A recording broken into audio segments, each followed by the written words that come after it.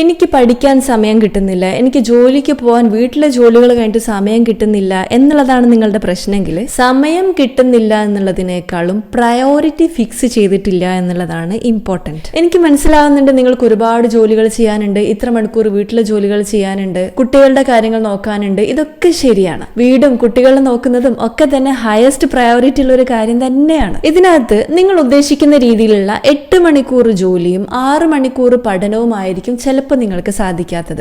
എത്ര മണിക്കൂർ ജോലി ചെയ്യുന്നു, എത്ര മണിക്കൂർ പഠിക്കുന്നു എന്നുള്ളതിനേക്കാളും നിങ്ങൾക്കതിന് സാധിക്കുന്നില്ലെങ്കിൽ ഫ്ലെക്സിബിൾ ആയിട്ടുള്ള ഒരു ജോലി ചൂസ് ചെയ്യുക. അതുപോലെ 6 മണിക്കൂർ പഠിക്കാൻ കഴിയുന്നില്ലെങ്കിൽ കൺസിസ്റ്റന്റ് ആയിട്ട് ഡെയിലി 2 മണിക്കൂർ സയന്റിഫിക് ആയിട്ട് പഠിച്ചുകൊണ്ടിരിക്കുകയാണെങ്കിൽ വിജയിക്കാനുള്ള കാര്യങ്ങൾക്ക് ഇത് തന്നെ മതിയാവും. ഇവിടെയും ഇമ്പോർട്ടന്റ് ആയിട്ട് വരുന്നത് പ്രയോറിറ്റി ഫിക്സ് ചെയ്യുക എന്നുള്ളത് തന്നെയാണ്. ഒരുപാട് തിരക്കിനിടയിലൂടെയും ജോലിക്കിടയിലൂടെയും വീട്ടിലെ കാര്യങ്ങൾക്കിടയിലൂടെയും ഇത്രയും പഠിച്ചും ജോലിയിൽ എത്തിയിട്ടും എക്സ്പീരിയൻസ് ഉള്ളത് കൊണ്ട് തന്നെയാണ് ഞാൻ നിങ്ങളോടത് പറയുന്നത്. It is possible.